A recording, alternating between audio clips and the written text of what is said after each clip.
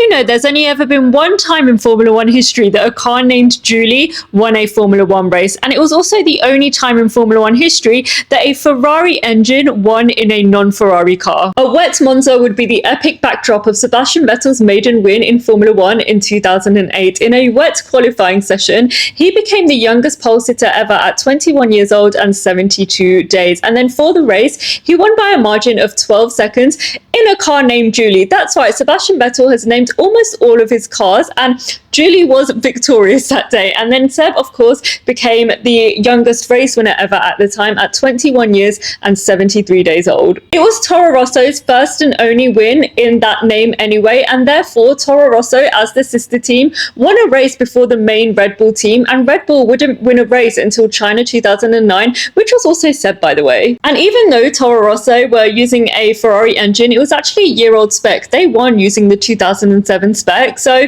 everything just came together for Sebastian Vettel that day in Monza. The iconic finger was born, and Monza, the temple of speed, would forever be etched into Sebastian Vettel's history, and also his first championship, the Abu Dhabi Grand Prix in 2010, where he lifted his helmet to reveal the one word on his balaclava: Monza. It was all to play for ahead of the Abu Dhabi Grand Prix because 4 drivers were actually in contention, and up until that point, Seb had never led the standings, which when you think about it is actually pretty wild. And Rocky, Seb's race engineer, had asked him earlier in the season to identify the moment that makes you feel happiest, and to that Seb replied, Monza. So for the Abu Dhabi Grand Prix, Rocky had taken Seb's balaclava and written Monza in capital letters on it. It's a reminder of 2008, the maiden victory. What could be possible when it seemed impossible? Those words were the words that made Sebastian Vettel the happiest, and he did it for the first time that season, the final race of the season, in a chassis that was now named Randy Mandy.